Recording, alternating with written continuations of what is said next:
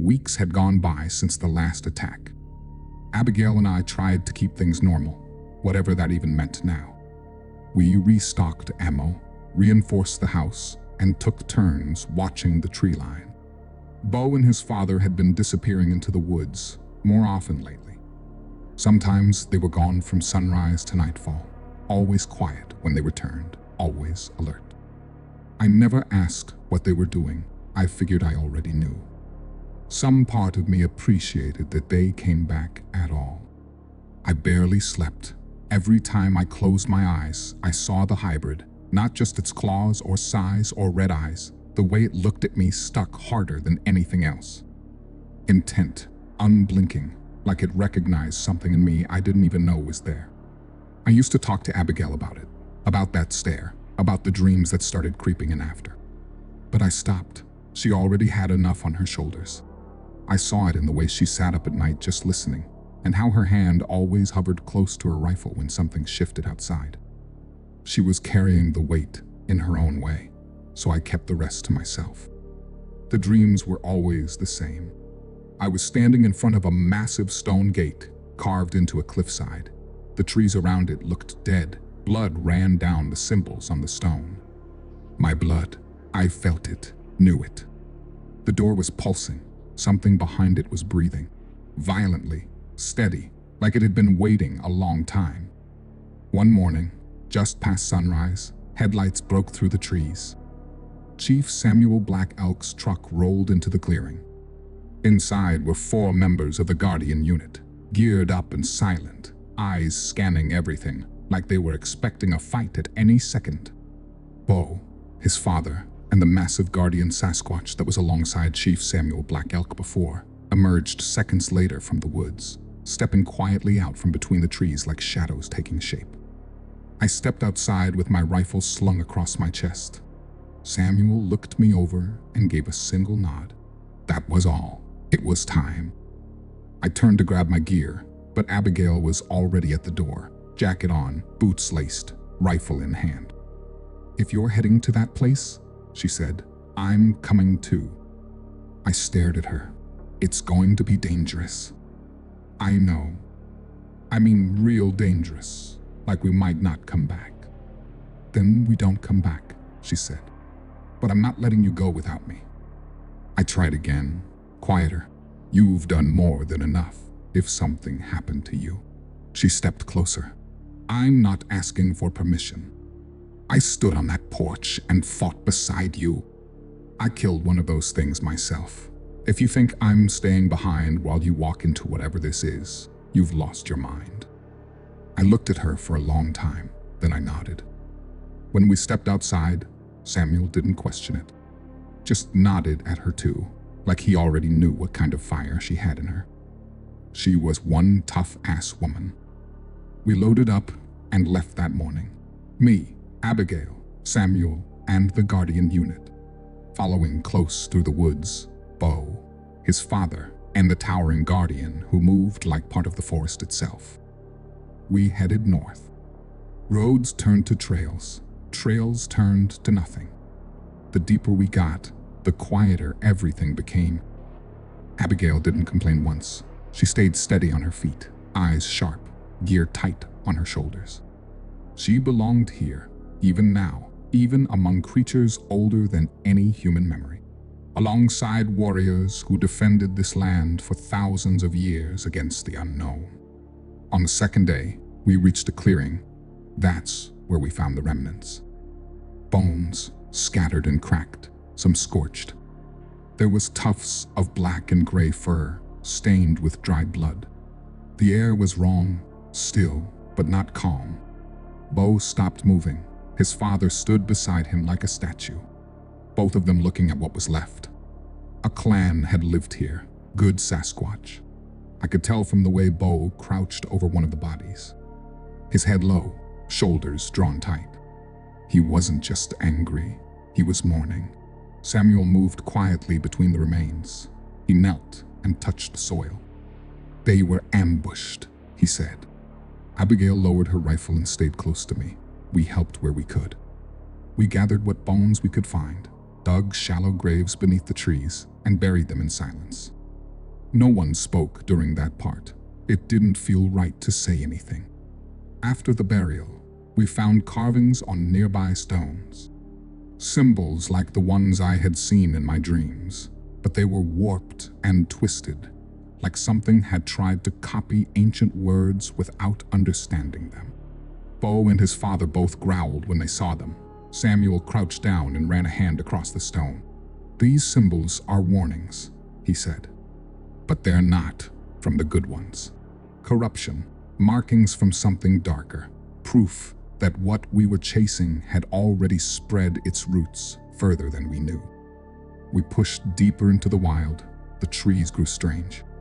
Not just taller, but older, like they had been left untouched for longer than anything should. The air grew colder, the sky dimmed. We climbed into ravines, crossed ice-cold streams, and followed paths only Samuel could see. No map would help here. The forest itself seemed to lead us where it wanted us to go. By day 3, the trees opened into a glade. At the center stood a wall of stone wrapped in vines and moss. The gate, 30 feet tall, 15 feet wide, covered in ancient carvings. Symbols that spiraled across the surface like veins. In the center was a seal, circular and familiar. I recognized it the second I laid eyes on it. It was the same one from my dreams. Bo moved first, pulling vines away, revealing more of the gate. Abigail joined him without hesitation. Samuel kept his eyes on the woods. He was listening for something. "This is it," he said. "The entrance to Hollow Earth." I stepped forward slowly. My hand hovered just above the seal. It felt cold, heavier than stone should ever feel. When I pressed my palm against it, nothing happened. No glow, no hum, just stone. All of a sudden, Bo stopped moving. He stared at the tree line. His father took a step forward, a low growl vibrating in his chest. Something was coming. Branches snapped and leaves shifted. That's when they appeared. 8 corrupted Sasquatch. Bigger, meaner, twisted, grotesque. Standing behind them was the hybrid. Its eyes locked onto mine. Behind the hybrid, the trees cracked open again. Something stepped out. A giant, bigger than the last one we encountered. The hybrid dropped down to all fours and charged towards Bo. It slammed into Bo like a linebacker. They tore through the clearing, a tangle of muscle and fury, knocking down young trees as they crashed into the dark. Abigail and I opened fire, while Bo's father charged in, but one of the corrupted Sasquatch intercepted him. It swung a thick arm, knocking him off his feet and sending him skidding through the snow. I fired 3 rounds into its ribs. The thing barely flinched. The ground shook again. The giant stepped out of the trees. Even after everything I'd seen, it didn't look real. It had the shape of a man, but nothing moved like it should. Every step pushed the ground in. Its muscles bulged like they were straining against its own skin, which looked pale and stretched tight like parchment. Thick black veins pulsed beneath the surface, and its eyes, pitch black, held no whites, like this thing had no soul. It moved slowly, scanning the battlefield like it already owned it. Bo's father fought to get to his feet, while Abigail and I dropped 2 corrupted beasts. Samuel stood a few feet behind me, calm but focused. He always looked steady, but even he tensed at the sight of that thing. Then I heard Bo scream. I turned to see him pinned under the hybrid. It had him by the shoulder, clawing deep. Bo kicked and twisted, but he was bleeding badly, and it was dragging him toward the tree line. I raised my rifle, but the hybrid moved too fast. Just then, the sky lit up with red flares. Gunfire echoed across the ridge above. Dozens of figures in black tactical gear poured down the slope, silent and efficient. Their weapons weren't standard issue. They were advanced, heavy, and precise. No insignias, no markings, no shouting. Just clean, calculated movement. One of the corrupted Sasquatch took 3 headshots before it even had time to react. Another exploded as a grenade cracked against its chest. The battlefield lit up with fire and steel. "What the hell?" I muttered. Samuel stood still, watching the newcomers.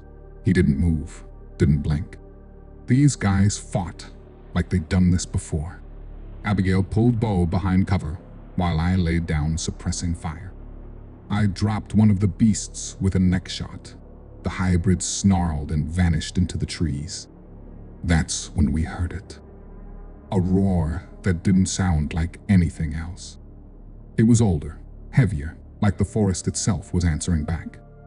Even the corrupted stopped, even the giant turned. And then the trees split. It stepped out of the darkness like a god made of earth and bone. Taller than anything I'd seen. Bigger than Bo's father. Its fur was braided, its chest scarred with old battle marks, and its arms looked like they could snap trees in half. Its eyes weren't savage. They were ancient, like they had watched centuries pass in silence. It was a Sasquatch like I've never seen before. Damn near as big as the giant itself. Everything went still. Then it locked eyes with the giant and charged. They crashed together like storms colliding. The ground heaved under their weight. The Ancient One grabbed the giant's throat, slamming it back, but the giant spun and threw him straight through a tree, which exploded into splinters. Bo tried to stand again, but collapsed to a knee. Abigail knelt beside him, trying to stop the bleeding, her rifle resting across her lap. And then I saw him. A warrior named Tohi. He stepped through the haze like something out of legend. His face was streaked with war paint, black and red, smeared across his cheeks like claw marks. A tattered cloak made of wolfskins hung from his shoulders, swaying in the wind. Bits of bone, fur, and old feathers clung to the folds like trophies from another life. He didn't speak, didn't even blink. He raised his bow. Some say he was raised by Sasquatch, molded by their silence, sharpened by the wild. I don't know if that's true. All I know is the forest seemed to part for him. Tohi loosed 2 arrows without a sound. One struck a corrupted Sasquatch straight through the eye. The second drove into the throat of another. Before their bodies hit the snow, he vanished again, slipping back into the trees like smoke. He didn't belong to this world or theirs. He walked between them, a shadow with perfect aim. The reinforcements kept pressing. One of them hurled a net laced with crackling electricity over a beast, dropping it instantly. Another fired a rifle that sounded more like thunder than gunfire. These weren't just soldiers. They were something else entirely. The ancient Sasquatch stood again, panting, blood running down his side. The giant swung a tree trunk like a club, but the old one ducked under, caught it mid-swing, and shattered it across his knee. Then he drove both fists into the giant's legs, dropping it to the ground. With a savage yell, he climbed onto its chest and rained down blows like hammers. Bones cracked, flesh tore. He didn't stop until the thing stopped moving. I thought we had the upper hand, but the hybrid came back. It darted from the trees, claws extended, and slammed into Abigail. She screamed as it dragged her by the ankles into the woods. I ran after them with pure intensity. Bo forced himself up. With a deep, rumbling roar, he climbed into the trees and vanished overhead. I could hear Abigail yelling, branches snapping, the hybrid snarling. Then Bo dropped. He came from the canopy like a hawk, tackling the hybrid off her. They crashed to the ground, rolling through snow and mud. Bo punched hard, again and again, but he was slowing. The hybrid raked claws across his face, slashing deep. Bo faltered. The hybrid raised its claws for the killing blow. That's when the Ancient One returned. He slammed into the hybrid, lifting it clean off the ground and throwing it across the battlefield. It landed, snarled once, then turned and disappeared into the dark again. Gone. Abigail crawled to Bo, wrapping her arms around him, both of them bleeding and exhausted. I reached them and dropped to my knees, scanning for more threats. The ancient Sasquatch stood tall beside the giant's body, breathing hard, blood dripping from his fists. The battlefield fell quiet. The unknown soldiers regrouped, moving with the same silent efficiency they'd come in with. Some checked the fallen, others scanned the tree line. No one spoke. Abigail helped Bo to his feet. He leaned into her, limping but still alive. I turned to the Ancient One. He stared at me, chest heaving, then walked back into the trees without a word. Gone just as fast as he'd come. Samuel stepped beside me. "Who are they?" I asked, motioning to the soldiers. He waited a long moment before answering. "I know who they are," he said, his voice low. "But if they're here, things are worse than I thought." The forest was wrecked around us. Trees cracked and split, blood soaking through snow and mud. You could still smell smoke and gunpowder. I leaned against a broken tree, holding my side. I didn't even realize how bad I was bleeding until I pulled my coat back and saw the deep slice across my ribs. Abigail was right beside me, her hand gripping my arm. Bo and his father stood together near the tree line, silent and alert. Tui stayed in the shadows, motionless, his bow still in hand. The black-clad reinforcements moved in slowly. Their leader stepped forward, pulling back her hood. She had war paint streaked across her face, dark braids tied with feathers, and the kind of stare that could cut through fog. Samuel moved toward her, wiping blood off his knife. "I didn't expect to see you." "We didn't plan on it either," she said. "But when the hybrid started moving near the gate site, we got the signal. That thing was trying to reach something, and it wasn't subtle." Samuel nodded, glancing toward me. "This is Clay Silva, the man who's been holding the line." She looked me over, gave a nod. "I'm Mara Redfeather, commander of the Night Sentinel unit." "Appreciate the save," I said, still pressing against my side. She was about to say something else when my hand slipped. Blood ran from my fingers and splattered across the stone slab behind me. The ground shook.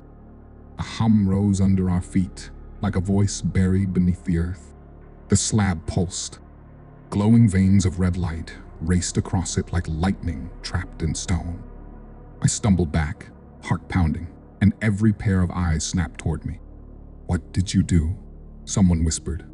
I didn't do anything," I said. Bo let out a low, rattling growl. His father stepped forward, but froze when the ancient Sasquatch re-emerged from the trees. Massive, silent, and still. He stood just at the edge of the tree line, watching. Samuel turned in a full circle, staring at the glowing symbols lighting up the gate stone. "This isn't supposed to be possible. I planned on us finding another way in. This gate has been sealed for centuries." Mara's team stepped back, some of them raising their weapons instinctively. Not at me, but at the gate. "What's happening?" I asked. Samuel looked at me like he'd seen a ghost.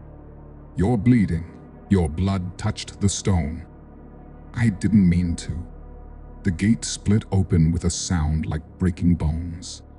A deep crack opened down the middle, and the two halves peeled apart, slow and grinding, revealing a black spiral staircase carved into the rock. Heat poured out, thick and humid, like it was exhaled from the lungs of the world itself. Nobody moved. The ancient Sasquatch stepped closer, just a few slow paces, but his expression had changed. Something behind his dark eyes looked reverent. He stared at me, not the gate, like he knew what this meant. Samuel was pale now. No one's opened that door in living memory. No human, not even the tribes.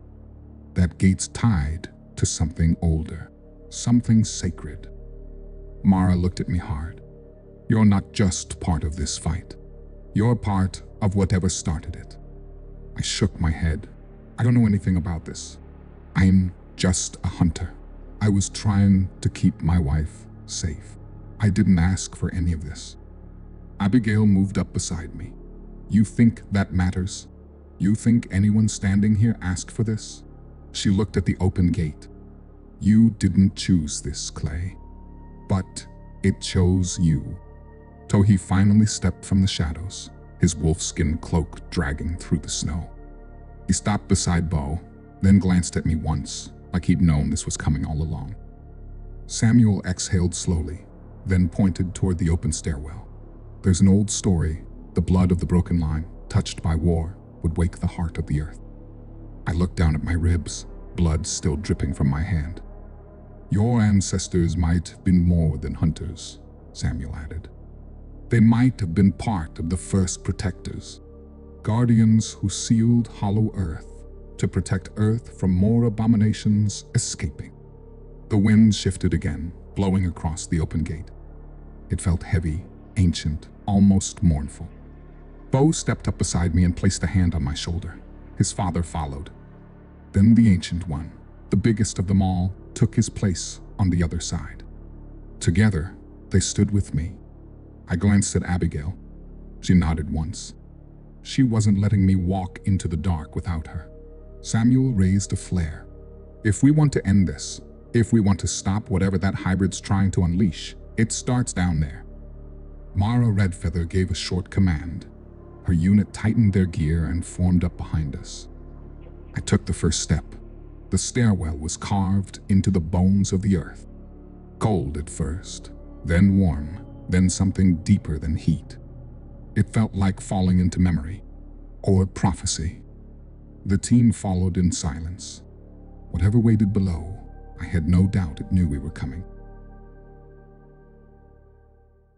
If you enjoyed this video, please don't forget to like and subscribe to Descent into the Unknown for more horror content. If you have any real cryptid encounters, or you're a horror writer wanting to share your stories, please feel free to email me in the description anytime.